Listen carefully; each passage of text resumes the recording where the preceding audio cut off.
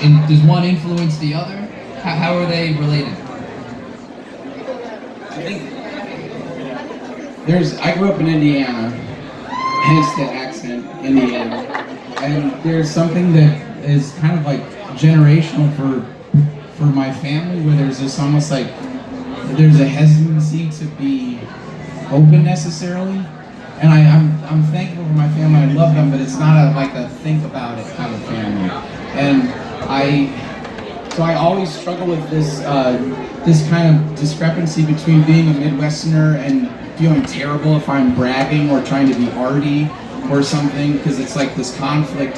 And it took some time, basically up until now, where I allowed the conceptualism into the work of the music and the painting now, because it's kind of, I love like this new record we're putting out. It's just as much influenced by Miles Davis's Big Fun and Keith Jarrett as it is, Neil Young. Like, but I always was scared to say that like I'm an artistic person, and I think this painting and stuff and writing this new record helped open up like a beautiful world that I knew was there, and I guess the conceptual came, so I could help with everything. And then it's a feedback loop where the painting inspired the song, and then the painting inspired me to call a friend that I missed, and like all that stuff started working in this feedback loop of goodness, and like, and I've said this before, but I love people a lot, and I'm a little raw these days. I'm crying a lot, and I don't know if you guys are too, but this is amazing to be together. And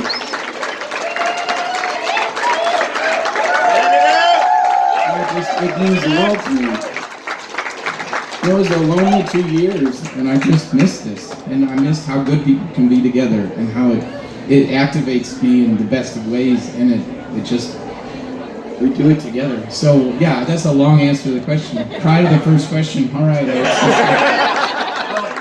I think I speak for everyone else. We missed you too. We're happy to have you here. Yeah. Tell us a little bit about the piece. How many months did you say it took to put that canvas together?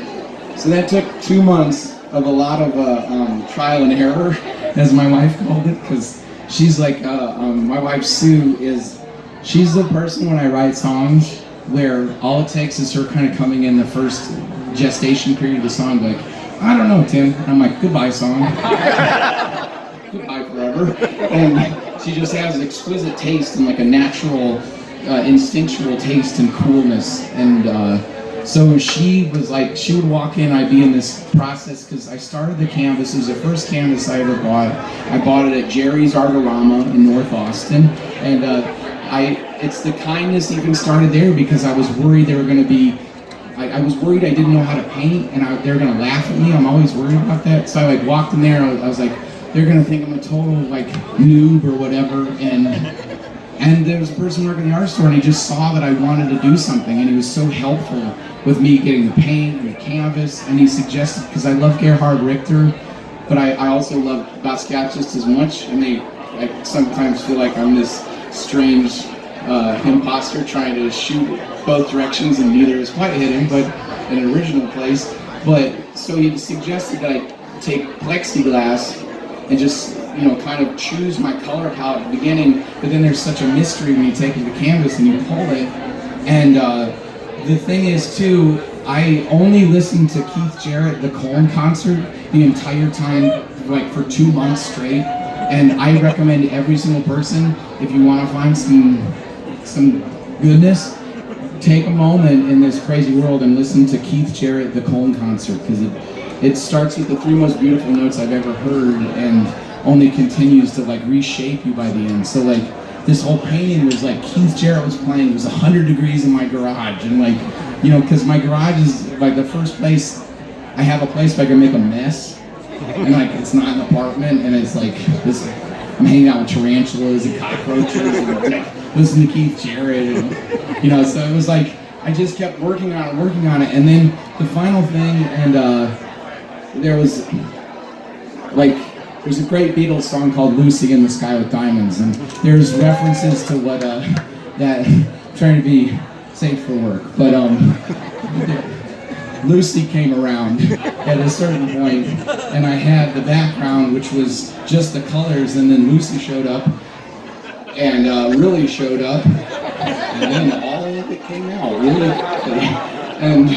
And there's a huge story in it that I don't know if I'm gonna keep talking. Hey man, we got plenty of time. The gates close at what, 11? Yeah. So we got a couple hours. Okay. My dad was a Buick salesman, and so I just think like everything I am, I learned from my dad. He just can talk to anybody. But we have the gift of gab, so I'm the only person to like make dogs bored. Like, I like pet dogs too much. I'm like, I'm done.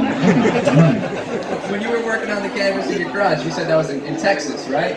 So what's it like rolling up to Sea.Hear.Now, parking your bus on the beach and playing on the sand for everybody? What's that like? Well, the shore is like, I lived in Philadelphia I moved here from Indiana when I was 18. I moved to Philly, it changed my life. It's everything I am. But over the course of me living in Philly, my wife's family's from Wilkes-Barre, so all of our vacations would be, well, it was just all Wildwood. We just went to Wildwood for like, it was just, we had our place, and I actually wrote all of Eraserland in the winter time. I was like, there's 3 people in Wildwood, New Jersey, and I was one of them, and like February, and so I wrote the whole record on the Jersey Shore.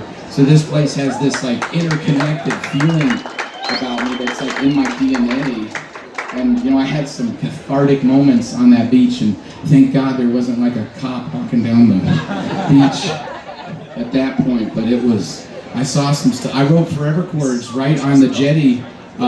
There's a walkout in Wildwood Crest where you can walk out like a pier to look over, and the jetty right next to it. I walked all the way to the end, and I wrote forever chords like on my phone, like standing on that jetty.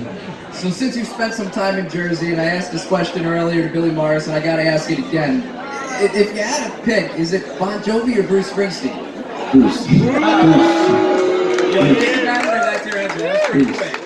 I was talking about being conceptual, but I have explained this before that like I like Miles Davis and art and all this stuff, but my house, the framework of Strand of Oaks was built by Bruce Springsteen, and then I just kind of like, and you know, most of my songs are just a reworking of Atlantic City. Like, okay, I learned Atlantic City when I was like 13. I learned that and Disarm by Smashing Pumpkins, and that's my whole career. E minor, C, G, D. Thank you. It worked pretty well. That's the right answer. One more question, and I think it's important to note that we're donating a portion of the sales to the Asbury Park Music Foundation. What is your earliest experience picking up an instrument or singing or songwriting? How old were you? Was it because of school, music education? How did that all come together? My first instrument was the clarinet, because they didn't let 6th graders play the saxophone. And it was just like, no offense to the clarinet, but when you see this golden serpent-like honking thing, but the funny thing is, I, for some reason, picked the baritone sax. And there's like a 6th grader or 7th grader carrying this case that's this big, and my dad was like, my name's Beav at home. I've never been called Tim. My name is Beaver, and my dad's got a low voice, and he was like, I'm playing a baritone sax played by a good player is an amazing instrument, but by a 7th grader, my dad's like, Beaver, is an elephant dying in there? What's going on, Beav? Maybe you should switch to something else, maybe guitar. And then I was like, oh, that's a good idea, Dad. Maybe I'll switch to guitar stuff. It was baritone sax. Wrong.